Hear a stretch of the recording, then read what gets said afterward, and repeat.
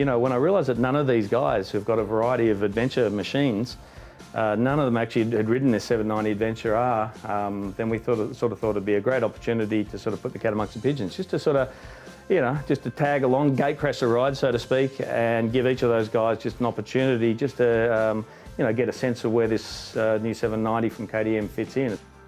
It's good. Like it's got good power. Obviously, the suspension is pretty damn good, and yeah, it was. You know, it's certainly got some ponies, and it's a great fun bike to ride. You know, adventure's not just the dirt bit, but you know, going to the dirt bit, and getting in between there. You'll have rain, snow, freezing cold. Do you think it's more responsive than Yamaha? The Yamaha's got a lot of torque down low. You can really just idle around, and especially when you're in a lot of tight stuff and that, it seems to have a lot of torque. Well, it depends what mode you're talking about too, because you can go from off-road mode to a party mode when you put it in rally, which is a kind of cool thing about it. I like a bike that's got a lot of torque where you can just idle around. And it doesn't matter what gear you're in, you can just, well, it does. If you're in a decent gear, you can just use the throttle. You know, you go, oh, jeepers, you know, you just got to go down 2 gears or 1 gear to get out of a bit of the situation. If there's sand there, just open it up and it'll just pull through the sand. It steers quite well. That steers quite well as well.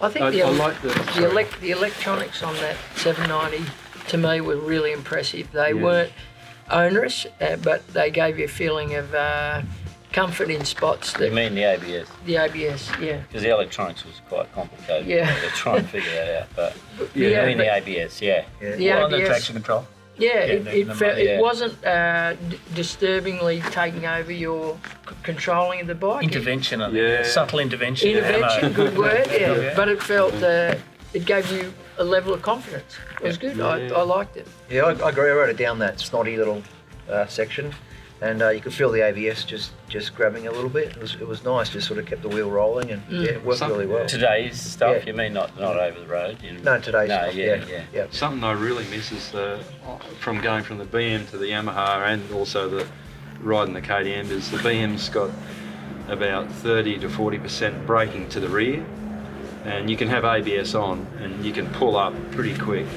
without, you don't have to worry about the front wheel locking up, because the back wheel is getting some braking as well. But in the enduro mode, in the BMs, you can just lock the back wheel up. I'm not sure whether you can do it on this one. Yeah, you can. Yeah.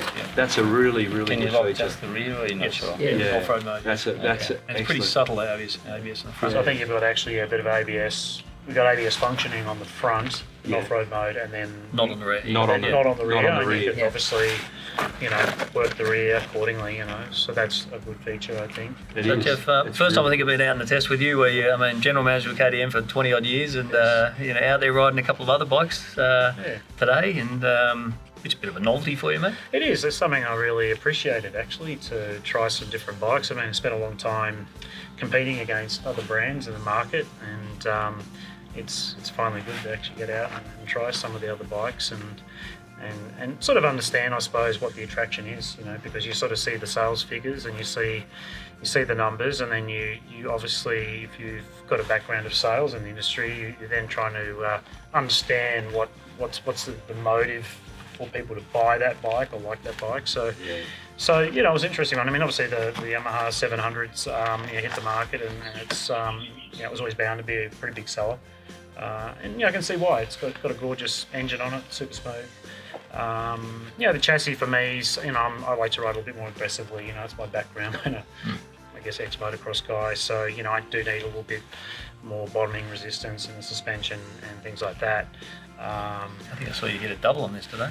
Yeah, that's exactly it. I can't help it. I see a bump or something, and I've got to try and bounce over it. But as far as adventure goes for me, I guess I'm always looking for utopia, because the bike for me would be the one. The stuff we did today the tight stuff I like and love, but I also love those long desert runs where you're literally riding 1,000 k's in a straight line. So I like it all. I want a bike. I always think to myself, if I could only own one bike, then what would that bike be? What would be the bike that could do everything? And I think that mid-range does do that pretty well. It's pretty comfortable on the long runs. They've all got enough power to kind of cruise very comfortably. And they're not doing it hard. But then if the going gets tough, if you're in the Simpson Desert and you're in the red sand and you got the sand dunes, probably on a 1200, the sand is when it starts to get a bit difficult, And I think on that mid-range, you're probably just okay. A lot of people obviously are going for the single cylinders, like the 701s, like that I've been riding a lot of in the Husqvarna. But I do feel that this mid-range bike can do the job. So it's getting close to that utopia, I think. Well, it's probably a pretty good segue for you here, though, because you've had the KTM 1090 for a couple of years now. Yep. I think we said when we just grabbed a beer at the pub on the way home that it's not 790 is not just a downscaled version of that. It's a completely different bike. Yeah, completely What do you mean by that? Well, jumping off the 1090 you were saying, it just feels like it is a completely different motorcycle. It's much smaller for me. The 1090 is quite a tall bike, and the way I've got it set up, the weight's a lot further forward for me. Jumping on that, the handlebars are a little bit lower. The seat height's a little bit lower, which certainly helps me in the tighter stuff in the bush, being vertically challenged. So that kind of worked really well. But the low centre of gravity, again, compared to the 1090, just chalk and cheese. Like, it really was so different getting off the bike. And like I said before, with the 1090, the modes, I don't really change the modes much. I basically pretty much run it at road mode, which is full horsepower. But putting that thing into rally mode, I was instantly surprised, like how aggressive it was. Like, really just made a big difference. Massive difference. Yeah. But also, everyone's saying suspension. Yeah, suspension's fantastic. Coming again, with the 1090, you've got to watch what you're doing. You can't just throw it off a jump and hope for the best. But that thing, it's just really good. Just jumps, lands nicely, and it gives you a lot of confidence as a rider. And were there situations where you missed the extra 300 cc's in your 1090? Not really, no. Not for the riding we did today. I think if I was in the outback, like Geoff was saying, then potentially, 100%, I would miss it. On some of those bigger open, tracks like the Tenere and those sorts of places, where you do have the opportunity to sit on a high speed for a long period of time in the dirt, I think you do need a bigger capacity bike to do that comfortably and do it well. Or the tar. Yeah. Mainly the tar, probably, because it gets sketchy when you're on the dirt sometimes going really fast. Yeah. But we end up, unless we're going across the desert, we end up ultimately, if you live in Sydney or whatever, you end up doing quite the tar. It's pretty unavoidable, isn't it? If you're living in the metro, to get out to your riding areas or the optimal areas, you're going to do quite a bit of tar riding. So I think you're absolutely right. The bike needs to be it needs to be comfortable and capable, on the tar. That's the beauty of adventure riding, is you just get dressed at home. You get on your bike and then you go. You haven't got to get on a trailer and you haven't got to drag a car around and do all that stuff. You just get on the bike and go. That's what I like about adventure riding. You do it out of your garage. You don't have to go somewhere to do it. You can be quite spontaneous. You can just, let's do this, and it's as simple as throwing your gear on, putting some juice in the tank, and you're gone. And before you know it, within an hour and a half or 2 hours out of Sydney, Australia's biggest city, you're in the bush, and it's just so cool. One thing we haven't mentioned, will these mid-capacity or mid-weight travel enduros, 700, 790, is that going to make it easier, stepping stone for people to get into enduro? Because I could imagine that somebody jumping on a rhinoceros 1200, straight off the bat, with not particularly experienced, particularly if you're going in the sand or something, is a pretty big leap of faith.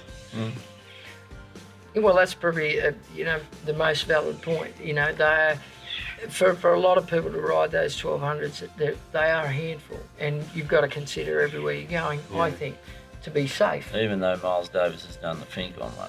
True. He did finish last.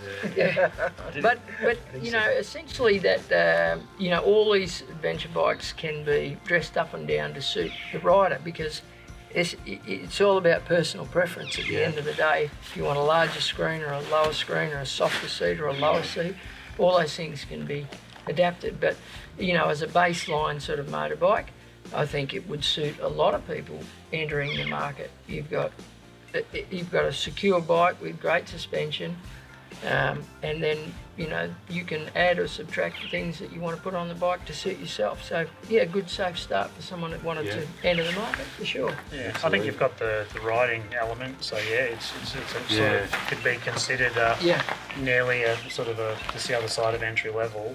But price point's also another factor because you're getting up into these 1200s. You can be $35,000 upwards. Yeah. Where these mid sizes, can be sort of, sub 20,000 up into sort of the mid 20 range. So there's quite a big difference in terms of your sort of initial outlay as well.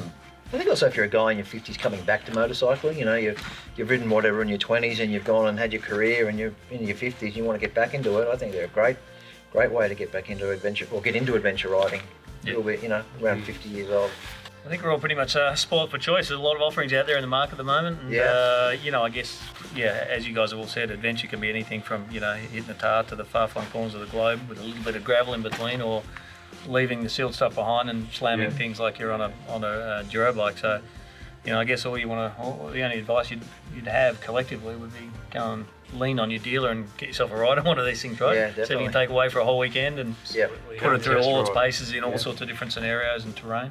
Yeah, and I think that's a key point because I was going through my mind today that I think how important it would be to experience these bikes, because you can read about them and sort of take some in, but I think there's nothing like actually trying that bike out and really understanding its characteristics. Of all got such different personalities. And the pub test, you can park it outside the pub and see That's how the reception. You've got to see if it gets a reaction. The best thing about it is you get to go and ride with a great bunch of mates and have a day out and you end up at the pub having a beer. Yeah. Adventure Followed by riding is what it's all some spill milk about. gelato, Hemo. Of course, For mate. instance. Yeah. Exactly. Yeah.